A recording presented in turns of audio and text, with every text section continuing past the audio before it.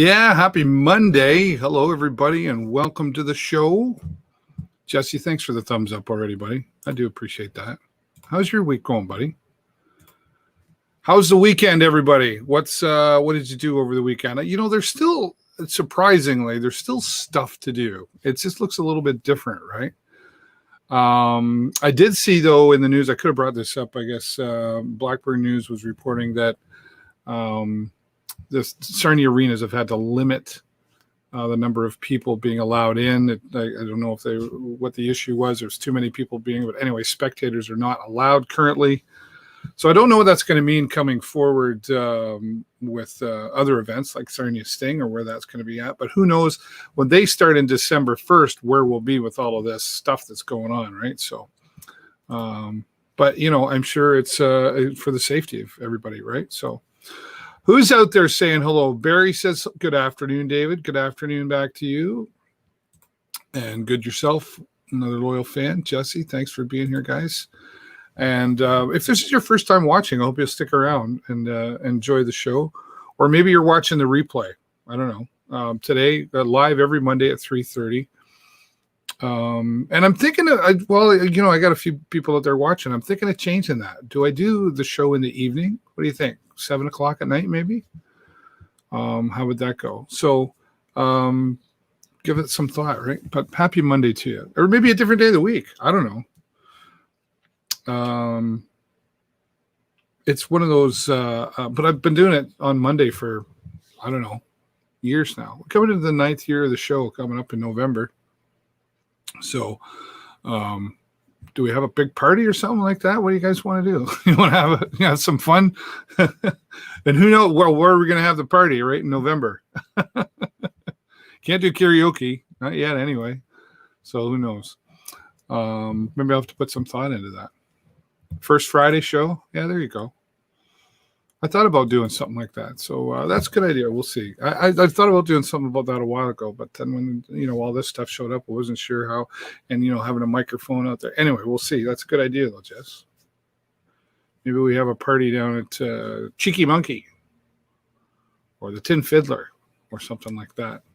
I really like my friends at Blue Line. We can have a party down there. Right.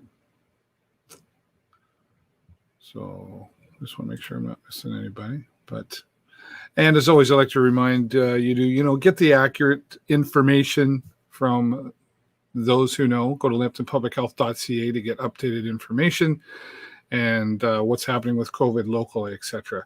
I did see today, and of course, I broadcast the Premier of Ontario every day here on the show and on the City of Sarnia Facebook page as well. And today they were talking about human trafficking and how they're putting out more support for that. The numbers on human trafficking are just outrageous. The numbers, the age of those being human trafficked, and it is happening right here in our city. So maybe that's something that we'll have somebody on to talk about in the future. But I was blown away by the numbers with human trafficking. Just in Ontario, never mind Canada and the world. And yeah, it's a really big problem. So they're putting a whole lot of money into it. You can find out more about that on my website, theshowlive.live. We got some news there. Speaking of local news and some things happening, let me go over here this is an important one.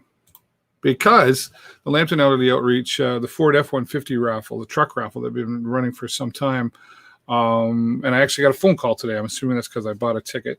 Tickets are $100 each, and they're only selling 1,000 of them. So they've extended it till January 15th of 2021. So I don't know this for sure, but I'm guessing that they still haven't reached the 1,000 number mark. So if you haven't purchased one yet, they're $100, and there's the information on that poster there too. And I don't know if you can see it up there. There's a Facebook post there from Bill Yurchuk talking about it. You can send it to ar@lambtonelderlyoutreach.org to get your ticket, and they'll send you a receipt and everything. I got my ticket, so I'm excited. And if you don't want the truck when you win, you can take $30,000 cash. What would you do? Would you take the truck or would you take the cash? The The truck or the cash? I never really thought about that. Truck or the cash? I've already got 2 vehicles, a couple motorcycles, so I think I might take the cash on that one. Yeah, maybe take the cash. What could I do with 30 grand? $30,000. There you go. Anyway, it's been extended till January 15th, and just go to Lambton Elderly Outreach on Facebook to find out more information about that. Now, we talk about different things to do and more things to do. And I don't know if you've been downtown Sarnia for the first Friday. Well, it's not even the first Friday. It's like every weekend they're closing down Christina Street. I wasn't sure how this was going to go in the beginning. I don't think anybody really knew, but you got to take chances sometimes. And it seems like it's worked out well. They closed down Christina Street from Friday to Sunday. And on Friday or Saturday, I went down there, and they had all these really cool cars. Yeah, classic machines. I was walking around trying to figure out which one I'd want to buy, which one I'd like. My Corvette Stingray was down there, so it's a really cool car. And there was a lot of them down there. And the patios that are out in front, like Blue Line has a patio on Christina Street. Beer Store Money was playing out front of Wild Wing, and the Jazz Night Club downtown, which is right across from Blackwater Coffee, if you like jazz and you didn't know that. Allison was down there playing. So it's just a really cool atmosphere. Bad Dog down there as well, too. So it seems like it's worked out well. In fact, I hope they keep doing it. I hope they, coming out of COVID, next summer, I hope they let them do it again. People seem to really enjoy it. Who doesn't like sitting outside, having a bevy, or just something to eat and hanging out with friends, right? So the International Symphony Orchestra has been doing some great things there with their ISO bar. They had Jimmy Chevalier was playing down there last week. And now Corey James Mitchell Band is going to be there this Saturday playing as well. And that starts around, 2 o'clock in the afternoon, right? So check that out downtown. Corey James Mitchell. He's got some new music out as well. Maybe we'll have to have him back here and have him on to talk about his new music. So Corey James Mitchell. Speaking of which, I don't have this up there, but Corey James Mitchell was playing along with Mike Stevens, the world-renowned harmonica player who lives right around the Sarnia area here and is going around town and making a video right now. And Corey James Mitchell was featured in that as well. So I'm not sure when that's coming out. I know it's the Lambton College students are shooting the video and a lot of different locations that Mike Stevens planned. So you'll probably see him around. Maybe we'll have him here back on the show to talk about that too. So lots of cool things happening. Still lots to do. You just still got to be smart. Wear the mask, social distance, all that sort of stuff, right? So Jules and Rick, she's really excited. She's always really excited. I know Rick is excited too. They're going to be playing at the Refined Fool on London Road on September the 5th. So mark that down on the calendar. I'm going to be there, Jules. I'm going to come and see you. I want to say congratulations to my friend Jules as well. Her and Jamie just got married on Saturday. So congratulations. It was a beautiful backyard wedding. And I was able to live stream it for them as well. I was happy to do that. And it was just a beautiful day. So congratulations to Julie and Jamie on your wedding day. And Jules and Rick, excited to be playing out once again. They'll be back at the Refined Fool on London Road. Oh, yeah, Barry says, I was downtown Saturday with Deborah. Preferred Towing was there with their rotator. Took a few photos of the. Yeah, they were. And unfortunately, they weren't allowed to let anybody sit in the truck, but they were there and showing off the beautiful truck. Close to $1 million for that truck. And they were taking donations for Ohana Landing, which is the youth transitional housing facility here in Sarnia. Speaking of which, there's good lead in there, Barry. Thanks for the help there. You didn't even know you did it, but you did. We're going to be racing on Saturday, August the 29th, coming up at 6 o'clock. Myself, it's father versus the regular Western Ontario Outlaws racing event. I got it here somewhere. There we go. The Western Ontario Outlaws racing event on Saturday, August the 29th. And it's going to be father versus son. So Jason and I raced last year, and I beat him really bad. And so Jason's looking to come back and pay back towards me. But Colin and Gary are going to be joining us from Preferred Towing. They'll be there as well racing. And I'm sure there'll be a photo opportunity as well. All the money raised on this day is going to go towards Ohana Landing Youth Transitional Housing Facility. So only $10 a car to come on in. So load up the car, bring the friends and family on out, and you get to park up on the hill there and enjoy the show. And it's going to be some great races. We were there just yesterday or Sunday if you're watching the replay. And there were a few fumbles out there and some emotions got flying pretty high out there, but it was an exciting day with the Western Ontario Outlaws. You can watch the live stream also on my Facebook page. So we'll be racing, yes. And I'm sure I know my son Jason is definitely looking for some payback there. So it should be fun. Come on out and see that. And before I forget, this is always nice to see as well. Our Sarnia police getting a thank you. This is super cool because I would say that they don't always get thanked a lot. That would be kind of a thankless job, right? Because usually when you show up somewhere, you're probably arresting somebody or giving them a ticket or something, right? But they're more than that, and we need to remember that. And officers Isaac Baird and Dylan White were acknowledged by Chief Norm Hansen for their efforts in recovering stolen property, and they received a thank you letter from those people. So I thought that was important to share as well. You can read that story also on my website at theshowlive.live. All right. I thought that this fellow and I had broken up because I think he took a month off from being on the show here, and it's good to have him back here. Let's bring him on. Dave Brown from United Way of Sarnia-Lambton. How are you, buddy? I'm wonderful, thanks, David. How are you? I'm doing fantastic. Yeah, we missed you last month, right? I guess you took a bit of a summer vacation. You must have had somebody more important than me to come on. I was preempted. Well, I don't know about that. How are you doing? Are you enjoying the summer as much as you can? As much as I can. You know, I'm a summer person, so I love the summer heat. Not so much the winter. So yeah. Those 90, 95 degree weather, I love. Yeah, and I've seen you out walking around a couple times. I've seen you, and other times you didn't see me. I saw you, and vice versa. But you like to walk a lot. Yeah, I try to get out as much as I can to really take advantage of the great gifts Sarnia-Lambton has with all the water and the St. Clair River trails and whatnot. It's I take full advantage of those.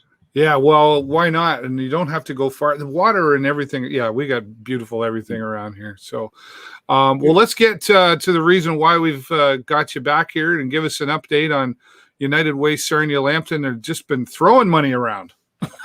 Well, yeah, thanks to a lot of United Way of Sarnia-Lambton donors who really stepped up during the COVID-19 pandemic and donated just over $101,000.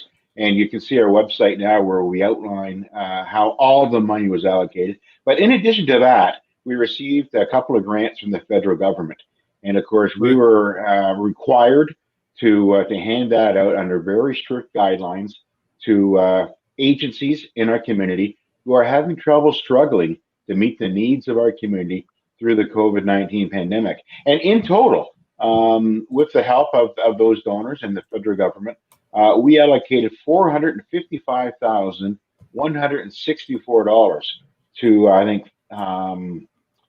I think it was 35 or 36 different organizations. Some organizations received 2 or 3 grants because they constantly needed to keep up with the need, and some of them had a couple of different programs to best meet the citizens of our community. So yeah, approaching $500,000. That's in addition to our regular funding of those 36 programs and services. So it's been a busy spring, but thankfully the federal government and the donors in our community felt confident in the United Way that we can turn that money around quickly to get into the hands of agencies that need it the most. And one of the things that I'm so happy about was 55% of the agencies that received money are not previously funded by the United Way. Oh, okay. So these are new agencies. New agencies that came forward with a need. Agencies like River City Vineyard, Community Center for Mentally Fragile, the Kidney Foundation, Parkinson's, Sexual Assault Survivor Center, and Women's Interval Home, just to name a few. So we're really pleased that we're able to help those agencies as well as those that are funded by us. And the spinoff is it's really helped us develop relationships with those other groups that are doing some fantastic work in our community. Yeah. But because they're not funded, we didn't really have a working relationship with them. But now we do. And we've had some great friends. And I think overall the community is going to benefit, not just in the spring and during the pandemic, but going forward. Yeah, well, that word relationships comes up a lot with what you do, and building those relationships is an important part of what builds our community here in Sarnia-Lambton, right? Did you discover maybe some things, Dave? Like you've been an about town guy for a long time. Did you discover some new things going on out there that you weren't aware of, or? Certainly, some of those agencies that we don't fund, I've learned a lot more about them. Yeah. If I can just say River City Vineyard as an example, I mean, I had an idea of what they did, but having a couple of tours in that facility and talking to not only the staff and volunteers, but some of the people that they are helped, I was mind blown how far-reaching they are in the community and how they encourage people to really help get out on their own, but help them in that emergency situation. And there are others. The Women's Ever Home dealing with human trafficking. Again, we funded them in the past, and we funded a back to work program for the women who are suffering spousal abuse. But providing some funding for the human trafficking piece, and it's a real thing even in this community. I broadcast to Premier earlier today, and the Ontario government's stepping up and giving some more funding towards that, and helplines and that sort of thing. And you wouldn't think that in Sarnia. Come on. That's right. I mean, you think it's a big city problem. It happens in Detroit, Toronto, maybe some of these others, but it happens right here. And homelessness is an issue here, and addictions is an issue here. And thankfully we had this money that we can help those people who have those conditions in the immediate term. And we're hoping we can help build some foundation to help them in the longer term as well. Well, that's kind of the other side of this coin that we're dealing with right now in this pandemic is, even the government is we say throwing around money, but, for good reason, it seems to help businesses, help people, and, money. It's not everything, but it is up there with oxygen, right? We need it to live and make things work. And coming out of this, though, like sooner or later, there's only so much money to go around. Coming out of this, does United Way have plans to do what they can to continue supporting these existing agencies that they haven't before, or is this just right now because of the situation? It's pretty much right now. We're really focused on the fall campaign because, as you know, we funded 36 programs and services provided by 18 agencies. Incredible. And those services were required before the pandemic, and they're going to be required after the pandemic. Right now we're hearing about some of the pandemic issues and mental health and that kind of thing. Things like foot care and friendly visiting through the VON was needed before. It's going to be needed after. Things like big brothers and big sisters and adult mentoring, before school and after school care through our resource houses with the YMCA and the summer resource camp for autism. Those programs are going to be in need as well, and are currently. So right now we want to put our focus on those going forward. Your listeners have probably read that we've set another needs target equal to last year, which is $1.9 million, which is what our board has found last year in 2019. That is the amount of money that we need for those current programs and services. So because those agencies are in their third and final year beginning April 1st, 2021, we've set that same need target again. And if we can reach that 1.9 million, which thankfully, thanks to the community and thousands of donors and volunteers, we did reach it. Hopefully we can again. And if we can go beyond that 1.9 million, then we can take a closer look at some of that other funding that we've done.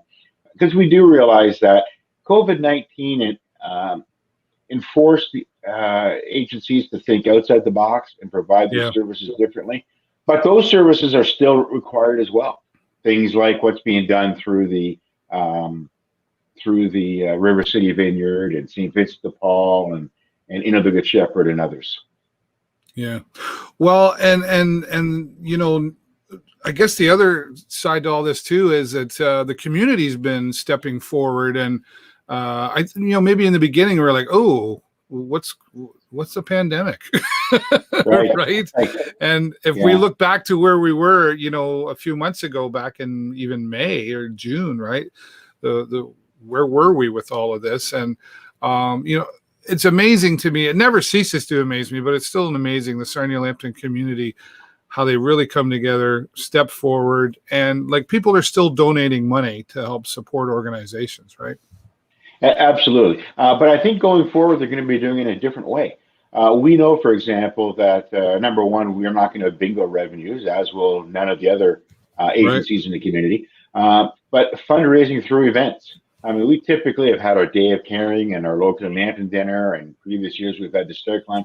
None of that is possible this year, as well as all the companies that ran employee campaigns, all the hot dog barbecues and the chili days and the breakfasts and what. None of that is available this year. So your viewers are going to notice quite an increased presence of ours on social media, including a brand new YouTube channel that we just unveiled. We've got some new online donation software. Even things like passing around paper pledge cards in around the manufacturing sites and the refineries and chemical plants isn't like it used to be. It isn't like it was just last year. Yeah. So we're doing all that kind of stuff far differently. You probably know that I historically will do countless presentations. For example, I do 50 or 55 presentations at the units at Imperial Oil. That's not likely going to be possible this year. So we're doing video presentations. And it's a moving target. It's not like we can say, well, October to be different or November will be different. We're planning right now that it won't be different until maybe 2021 in terms of how we fundraise and how we get the word out. So certainly your viewers are going to see a big increase in awareness and what the United Way does in our community and how we do it. Well, and I guess that's sort of been the key to survival, is knowing how to adapt to what's happening on the planet, right? And right. We've seen some pretty creative things out there in the community, with online, Big Brother's an online fashion show and different things like that. And how is but there's still that one element I know that's really missing, and especially with the United Way. Well, not just the United Way, but a lot of organizations. Right. And it is that, I call it the belly to belly time, where we're face to face, and especially Day of Caring, and it was different this year. And how is that element been for the United Way to handle? Well, you hit on a really interesting point. Fundraising has always been a very old school type of activity. People give to people, and whatever online tools or whatever software or technology we can use, those are just tools. They're not strategy. So the more we can promote the actual services that we do provide and the actual people who are being helped, I think that's a way to do it. Now, at these events, they do two things. They raise additional money at the plant sites, but also it promotes the awareness. Why is it important that they give through payroll deduction? Why is it important that people give through their credit card or whatnot? And it gives us an opportunity to talk about the face to the United Way and who really benefits and how do they benefit. So, that's all going to be literally done at arm's length or 6 feet of arms in terms of arm's length this year. So it's going to be a challenge. But I think people get the fact that this is an unusual year, and we're going to learn a lot. I mean, there may be some things that we do this year that might work better in future years. Maybe it reduces costs even further in future years. Our costs right now are less than 14%, which is extremely low. When you can consider that one donation to United Way is really a donation to 36 different programs and services. So it's almost like the mutual fund of investing in our community. You can do that through the United Way at a very low cost. One receipt gets mailed out instead of potentially 36 different receipts going out. Donors just have to write one check or one payroll deduction. And in many cases, it's matched by their employer. So it makes fiscal sense to support our community through the United Way. Our trick is we just have to put a face to that. And as you say, face to face, we have to let people know that people right here in our community are being helped. It's not going to Ottawa or overseas or whatnot. Well, that's always an important thing that I mean, we talk about this every single time, but there's a reason that we do it. It's really important to people that I want to help right here first. I want my money to start helping here first. I'm not saying the rest of the world doesn't matter, but No. let's start right here in our backyard, and that's an important key factor to people. And the United Way, one of the great things I've learned about the United Way is it's not just helping one organization. Here comes the money, and let's spread out and figure out where this needs to go. And it has to be an impactful, event or thing on our community in order for them to get that. But, and you've probably seen people become creative through all of this too, and going, okay, well, if we need some money from the United Way, we need to really show them why we need this. Have you seen some uniqueness there? Well, certainly in the service delivery. I mean, one of my favorite programs that I love to talk about, and I don't know if I'm supposed to have favorites or not, but I love the YMCA's summer autism camp. Imagine one room with up to 28 children with autism, lots of energy, lots going on, all with one-to-one supports. And the autism camp is structured very similar to the school year, so that these children attend in July right through to September. We help subsidize the cost. We don't pay for the entire cost, but we make it a little bit more affordable so that the children with autism go back to school in September ready to learn. Unfortunately, this year we couldn't do the summer autism camp because of the social distancing and whatnot. So staff and volunteers at the YMCA come up with these activity bins that are age appropriate, that are helping stimulate the minds and the memories of these children, so that they at least get some interaction, some fun, some learning activities during the summer that are appropriate to their needs. And it's worked out really well. I'm going to shut that off. And it's worked out really well. And it's great to see these children and hear the anecdotal stories of just how well things are going. Yeah, for sure. Well, and it's a good point too, because I think a lot of times, I don't know if this is stereotyping. We think United Way, and we think it's all about the seniors programs, right? And it's really not. There's quite a few youth programs that are happening out there. That's right. 39% of our funding right now goes to youth programs, and it's geared to keep kids in school, doing better in school, and out of conflict with the law. It's actually about 30% of funding goes to seniors, which is actually our smallest slice. Now, I think, the thought is more and more goes to seniors because we've been increasing that pot of funding because that population has been increasing. There's more and more seniors. They're living longer. So we certainly have to make sure that we can keep those folks as safe, healthy, and independent as long as possible. And you probably know that 33 or 34% of our funding goes to family programs, reducing fears of homelessness, and increasing mental health. Yeah.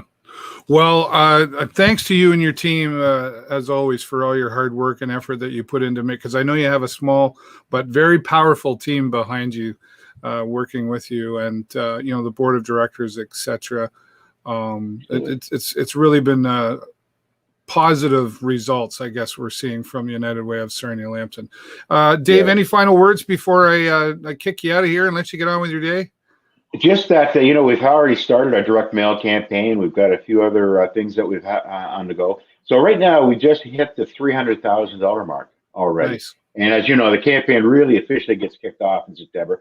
So we've got 15%, just over 15% of that $1.9 million needs target already raised. So we like to think we're off to a great start. We've got a long ways to go, lots of campaigns to kick off. And so we're hopeful that with your help and the help of countless people in our community, by January the 1st, we'll be at that $1.9 million. Yeah, well, let's see what we can do with this community. Because, I mean, not just, our organizations missing out on some big major events. The United Way is missing out on some big major the Sarnia Sting, a huge supporter of the United Way, and that black and white game. Who knows what that's going to look like, right? Hey, you're absolutely right. The Sarnia Sting partnership with United Way has been awesome for us. We've been talking to them. We're hopeful that we can do something later on in the year. It likely won't be a black and white game like we have had for so many years. But we've been talking to the Sting management, and Yep. we're hopeful we can do something this fall. So viewers will have to stay tuned for that. Right. They're great community supporters for sure. Dave Brown, as always, buddy, I'm sure I'll see you walking around town somewhere soon, and we'll look forward to having you back again next month. I think I've lost audio, Dave, so I'll just take this opportunity to thank you and to thank you viewers very much. Have a great afternoon. Enjoy the rest of the show. All right, Dave Brown, Executive Director for United Way Sarnia-Lambton. Always a great update. Nice to see things still getting done, as challenging as they are. But lots of great things happening with United Way. And if you want to find out more about them, of course, you can visit them online at theunitedway.on.ca. All right, well, let's talk more about some great things that are happening in our community on the tourism side of things. Yes, it's still an industry that exists, and we're going to talk to Mark Perrin, Executive Director from Tourism Sarnia-Lambton. Hello, Mark. Hi, Dave. How are you? Doing good. You look like you're working hard in is that your home office? It's not. We're back in the office. So You're in the office. Okay. busy. Yeah. Well, you are busy and supporting Sarnia-Lambton, and this is like one of the biggest, if not the biggest, campaigns that Ontario's Blue Coast TSL has put together. It is kind of just with the times we're at. We had the opportunity to apply for some funding, and we were successful in applying from it's the Federal Economic Development Fund, which is meant for relief and recovery efforts. And we were successful in achieving some funding and put some of our budget with that to launch this Ontario Blue Coast Discover Sarnia-Lambton Travel Rewards Program. Yeah, that's a mouthful, but it's a lot. There's a lot going on there. It is. I said it's always difficult with, obviously, we want to make sure Tourism Sarnia-Lambton gets the acknowledgement, and then how we factor in Ontario's Blue Coast as our brand, and then obviously the rewards program part for our guests and visitors to the region. Yeah. Well, let's go back a little bit, and maybe you can kind of explain how this all came to be, because this didn't just show up overnight. There was a lot of work put into this.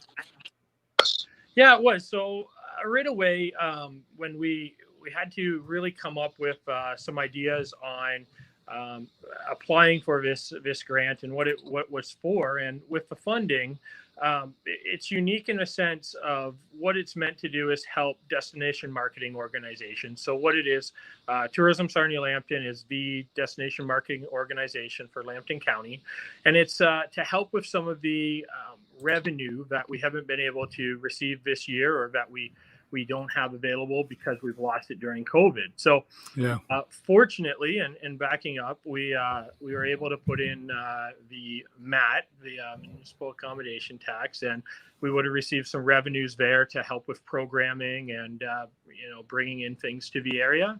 And since that was in place, we were able to show it as a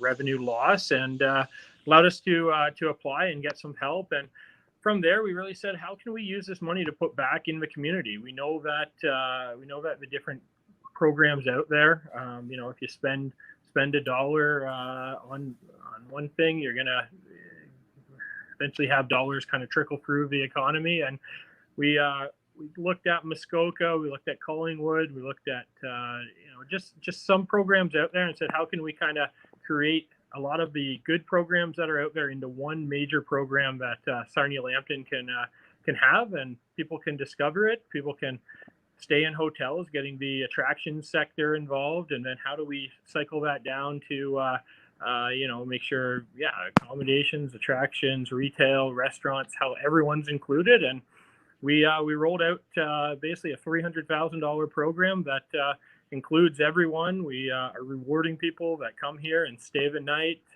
We're going to 100 different attractions, rewarding people for visiting those attractions. And then with those reward vouchers, they're able to spend them locally with retail and restaurant partners, and really let's help the economy. Let's help the small business community. Let's really support everything we have at this point, throwing it up till the end of the year with this program and getting things moving. Yeah, well, that word you heard me talk with Dave Brown of to adapting to the times, so to speak. And even with like downtown Sarnia being closed off on the weekends, that's been a fantastic result down there. And you've got kind of a sort of a summer patrol, if you will, going around and handing out these vouchers, right? We do, yeah. So it's been good. We have a couple summer students that we were able to get on board this year, and fortunately, we're coming into their last week, so a little more carrying the ball with our internal staff. But no, it's great. We're visiting all places throughout the county.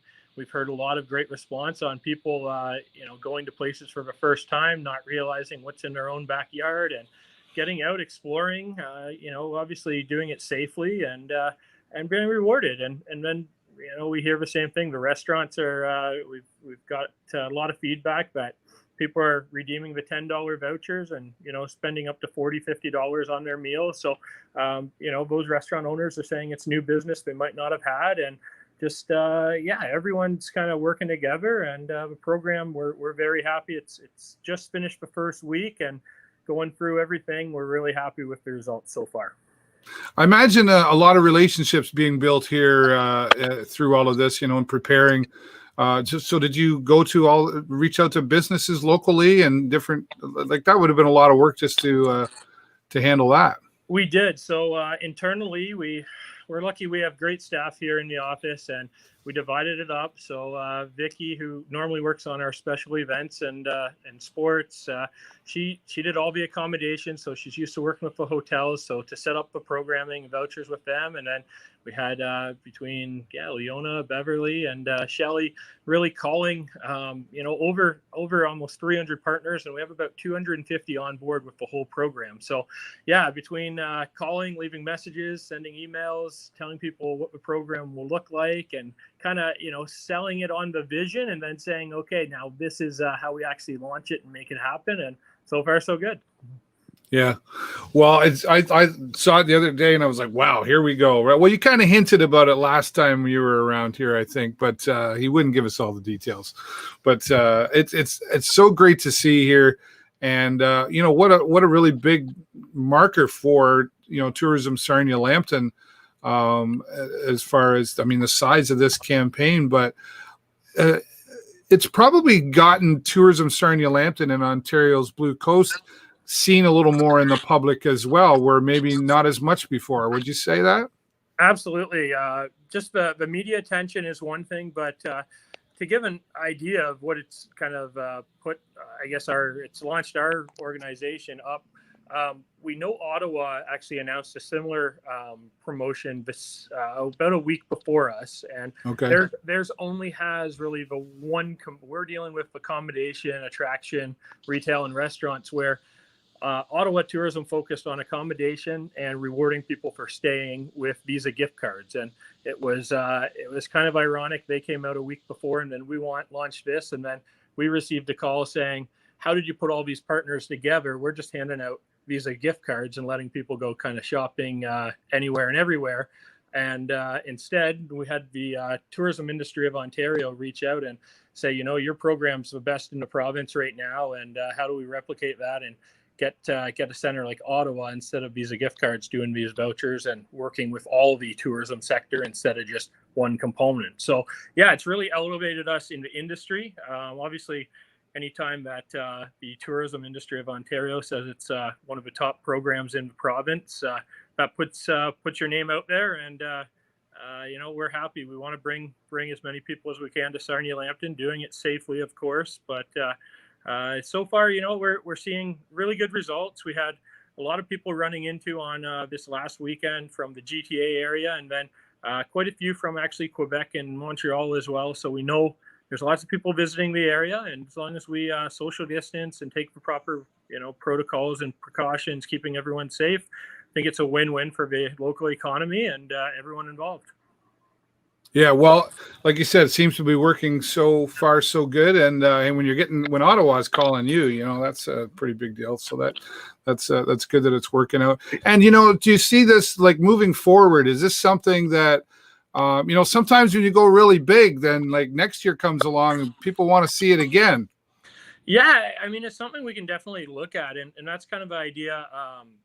We know that we've been really pushing on how we come up with external revenue funding for the organization, and implementing the MAT project really with Point Edward and Sarnia.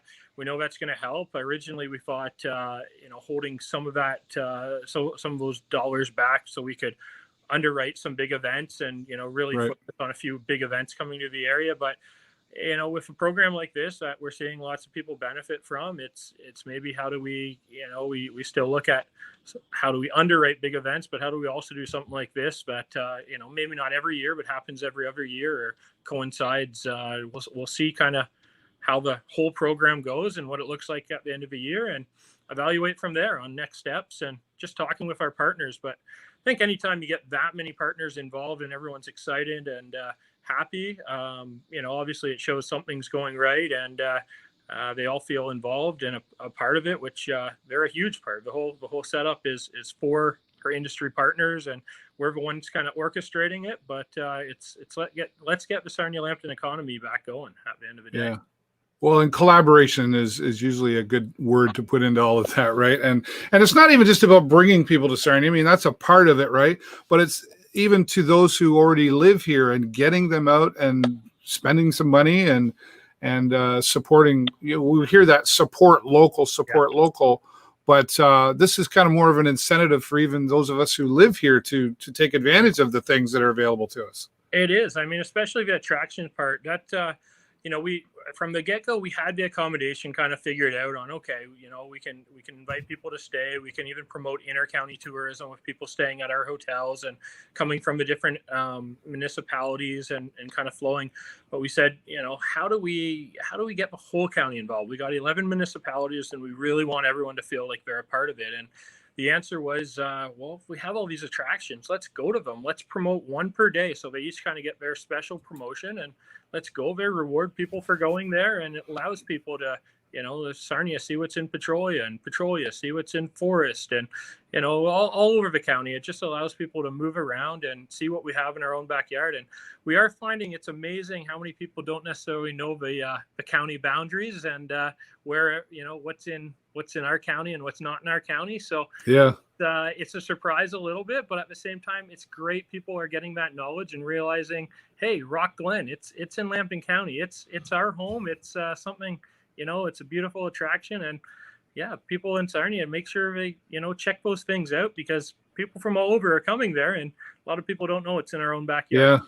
Yeah, well, and Grand Bend even, those areas kind of get forgotten a little bit, I think, to be honest, as part of being a part of Lambton County. So advantageous, it seems, all the way around. Just nothing but good can come out of this. And if the money's available, why not? Well, spend it and to get people to spend, right?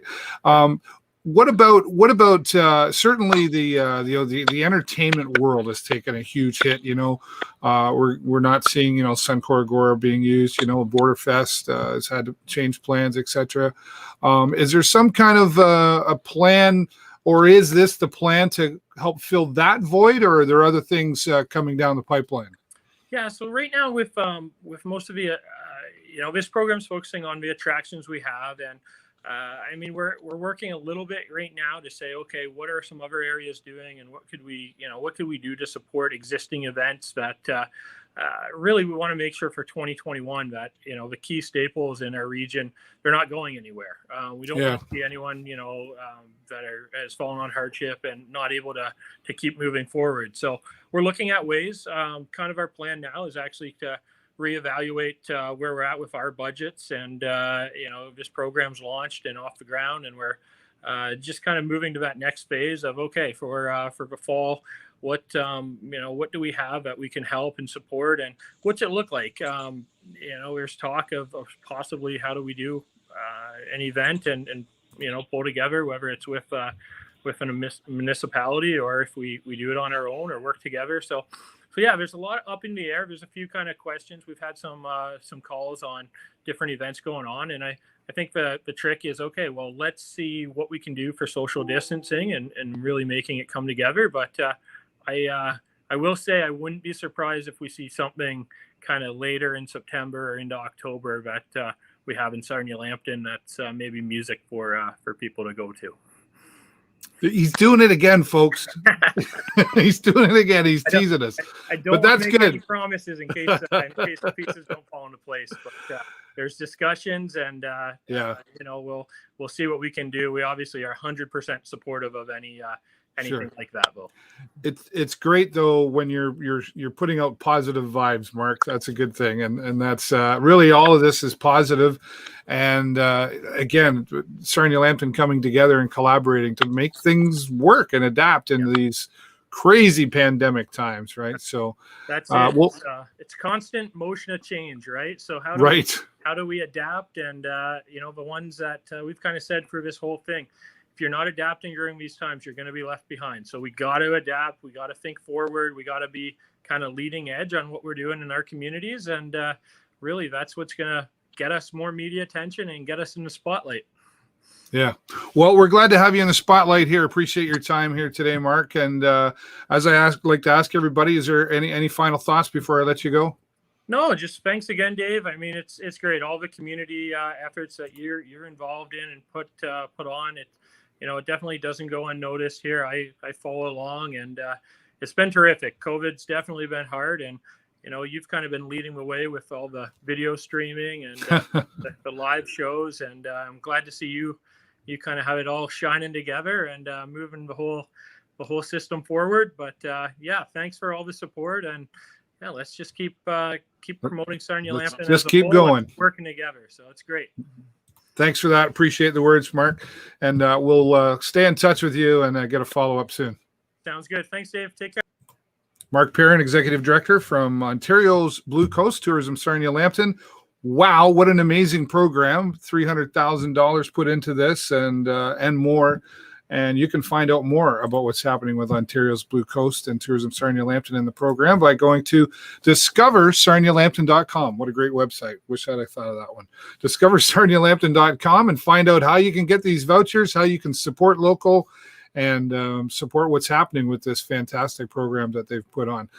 Thanks to my guests. Once again, we'll say thank you to Dave Brown from United Way Sarnia-Lambton, and of course, Mark Perrin just joining me there. And thanks to all of you, of course. I always like to thank all of you, because if you weren't here, I wouldn't have a show to handle, right? And just another reminder as well, before I go, let's put that back up there. The Western Ontario Outlaws race, Saturday, August 29th, will begin at 6 o'clock. It's out in Petrolia, pardon me, at 4120 Oil Heritage Road in Petrolia. $10 per carload. All proceeds, including the 50-50, etc., are going to be going to Ohana Landing. The regular races will be there, and then myself and my son Jason, along with Colin and Gary Vandenheuvel from Preferred Towing and Stars of Heavy Rescue 401, they will be there, and proceeds going to Ohana Landing. So come on out and give that support as well. Another great way. And want to say thank you to our friends at Oswald's Diner for being one of our supporters here. Watch out for the motorcycles. Drive aware, ride aware. And thanks to Oswald's Diner for all their support. They got a new logo. They got new menu, macs and cheeses, and there's another one coming out too. We're going to be talking about that hopefully next week. I'll be able to tell you all about that. But they're just out there on Plank Road, and they have a drive-through there that you can order your food at as well. And they're family-owned. So support local, support family-owned as well. Thanks, Oswald's. And to all of our supporters there, you can see Huron Signs and AG Event Graphics, Active Ears, Hughes Intelligence, Joe's Discount, Oswald's, of course, again, and our friend Jake Chersky from phillycheesejakes.com. And I'll say thanks to my son, too. He's probably, I don't know, he never watches. But J-Man's Affordable iPhone Repair is also available to you out there and doing some support here on the show as well. So thanks to my son for that. And again, thanks to all of you. That's all the time I got for you this week. Have a great week and an even better weekend. I will see you next time right here on the show. Bye for now.